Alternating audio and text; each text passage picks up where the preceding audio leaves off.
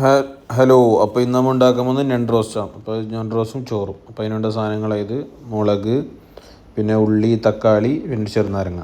ഉള്ളി ചെറുതും വലുതും ഉണ്ട്. അപ്പം ഇത് നല്ല വൃത്തി കട്ട് ചെയ്ത് വെക്കുക. എന്നിട്ട് ഒരു പാത്രത്തേക്ക് ഇഞ്ചി വെളുത്തുള്ളി പേസ്റ്റ് അത് ഇടുക.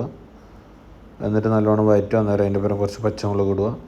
പിന്നെ മുറിച്ച് വെച്ച ഉള്ളി ചെറുതും വലുതും രണ്ടും ഇട്ട് നല്ലോണം വഴറ്റുക. കുറച്ച് ഉപ്പ് ഇട്ടിട്ട് ഒരു ഒന്നര ടീസ്പൂൺ ഉപ്പിട്ട് നല്ലോണം വഴറ്റുക. ഇടയ്ക്കിടയ്ക്ക് ഇത് ഓപ്പൺ ചെയ്തിട്ടൊന്ന് ഇതാക്കണം. മീൻസ് ക്ലോസ് ചെയ്തിട്ടാക്കുമ്പോൾ ഓപ്പൺ ചെയ്തിട്ടൊന്ന് ഇതാക്കണം. അതിന് ശേഷം ഒന്ന് വഴഞ്ഞ് വന്നാൽ മുളക് പൊടി, മഞ്ഞൾ, മല്ലി, ഗരം മസാല എല്ലാം ഇട്ട് നല്ലോണം ഇതാക്കുക. അതിന് ശേഷം തക്കാളി ഇടുക. തക്കാളി നല്ല വെന്ത് തുടങ്ങിയ ശേഷം ഞണ്ട് ഇടുക. അതിന് ശേഷം കുറച്ച് നാരങ്ങ നീര് ഒഴിക്കുക.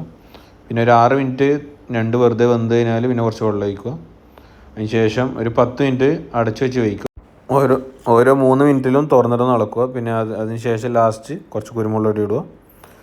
എന്നിട്ട് അതൊന്ന് കുറുകാൻ വേണ്ടി ഓപ്പൺ ചെയ്തിട്ട് തന്നെ നല്ല high flame medium to high ഫ്ലെയിമിൽ വെച്ചിട്ട് ഓപ്പൺ ചെയ്തിട്ട് തന്നെ അങ്ങനെ വേവിക്കുക. അപ്പം അതെന്താവും, അത് നമുക്ക് നല്ല വെന്ത് കിട്ടും.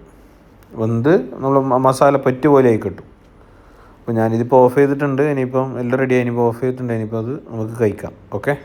അപ്പോൾ ചോറ് റെഡി ആയിട്ടുണ്ട്. റോസ്റ്റ്, തൈരുണ്ട്, അച്ചാറുണ്ട്. പിന്നെ ജെർജീറിൽ എന്താക്കേണ്ടത് വെച്ചാൽ അതായത് ഇലയാണ്, നല്ല ടേസ്റ്റാണ്. നാരങ്ങ വീഴുക, വീണ്ടും മിക്സ് ആക്കിയിട്ട് അടിക്കുക. അടിപൊളി. പച്ചക്കറൊക്കെ തോന്നും. നാരങ്ങ വീഴാണ്ട് വന്നാൽ നല്ല കയ്പ്പുണ്ടാവും ഇത്.